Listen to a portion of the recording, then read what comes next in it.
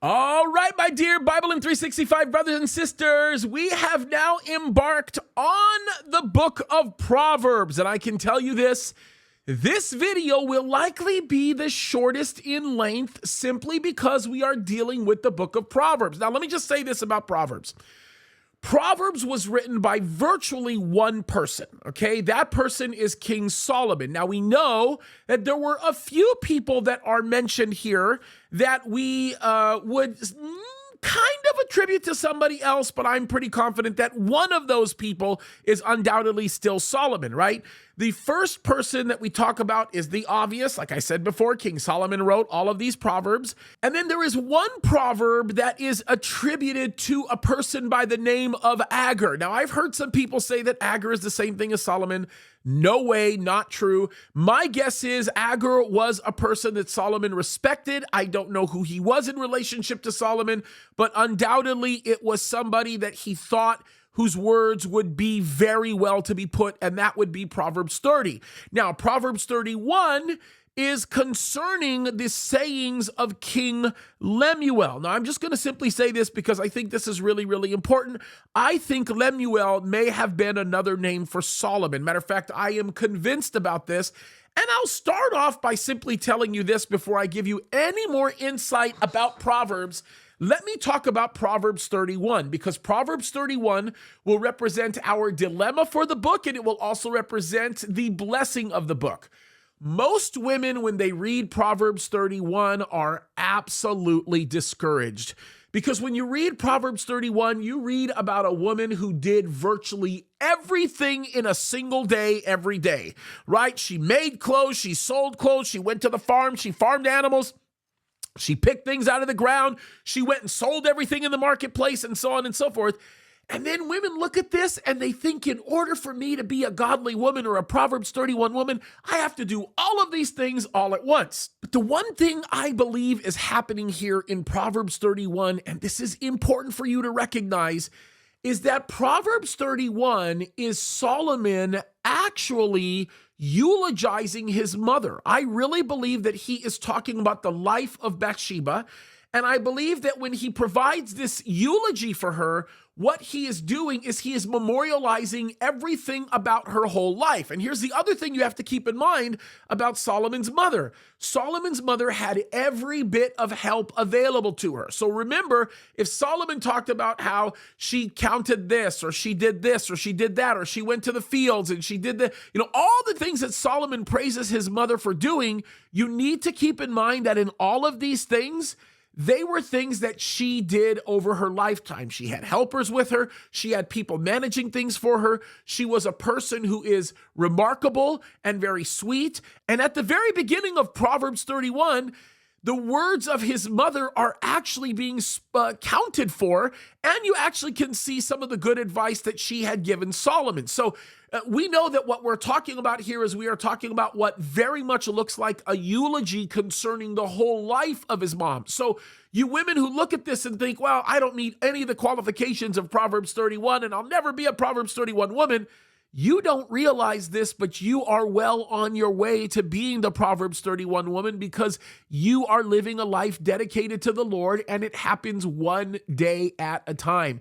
And you are building the resume of the work that God is doing through you. So if you realize that you got through one day and you felt like you got nothing because the kids are running around, or you were just tired, or you were sick, or this and that, you have not disqualified yourself from being the woman of Proverbs 31. As a matter of fact, you are a Proverbs 31 woman in the making.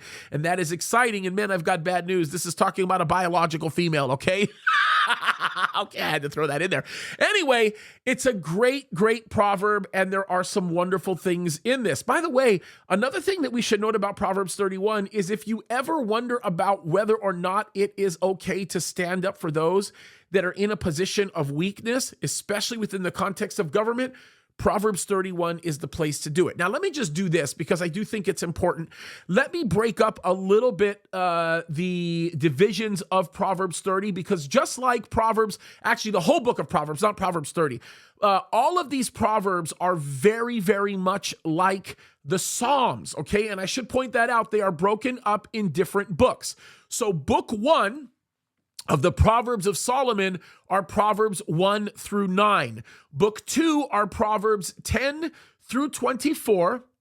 Book 3 are generally regarded as Proverbs 25 through 29. And then when we start looking at the words of Agar in Proverbs 30, and of course the sayings of King Lemuel in Proverbs 31, they are not regarded generally as a book. They are kind of separated.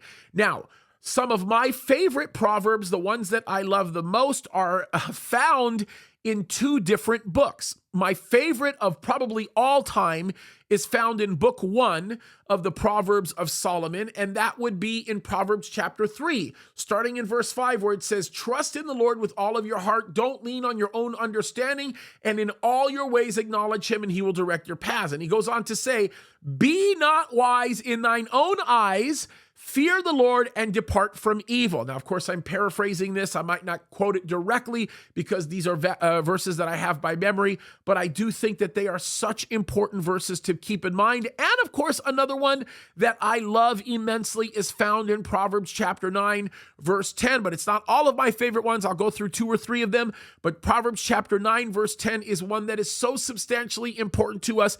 And it says this: "The fear of the Lord is the beginning of wisdom." Right? So if we want wisdom, we learn to fear the Lord, and knowledge of the Holy One is understanding. So if you want understanding, you seek God, you seek knowledge of God, you read his word, you understand what his word says.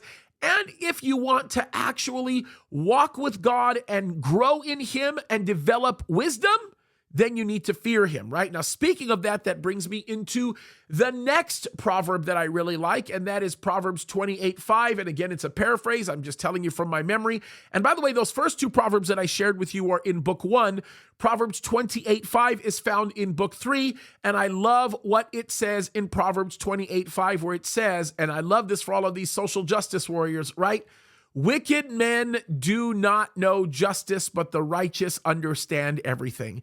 And boy, isn't that true. It's so powerful. So the book of Psalms, I said Psalms, the book of Proverbs is awesome. You are going to love it. And I should also say this. I think it's really important as well. I keep saying a lot of things are important, but they are. They're very, very important. They're critical to understanding all of this. You have to recognize that within Proverbs, it is so incredibly power-packed, okay?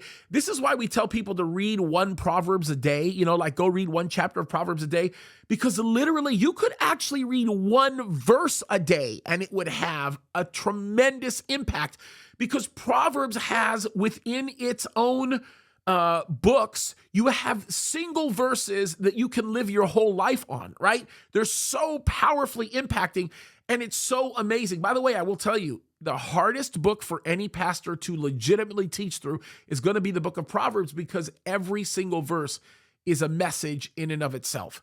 It is awesome. They are all mic-dropping sentences that you see, and it is incredible. So you are going to love your journey through the book of Proverbs. I can promise you, you're going to be blessed. It's going to be encouraging. And there you have it, folks. Great stuff. This is awesome. By the way, I want you to know, if you need more information, you want to study more on the Proverbs, you want to go through my teaching on the book of Proverbs, you can go to jamescadis.com. We've got all of that material available to you. Keep an eye out. We've got a Bible study seminar that is coming up. We're going to break it up into at least 3 to 4 parts. Looking forward to that. We'll let you know about that very soon. Also, we've got some other things happening, our regular Q&As every single month. Looking forward to what the Lord has for us, guys. God bless you. Keep fighting the good fight and seek wisdom always.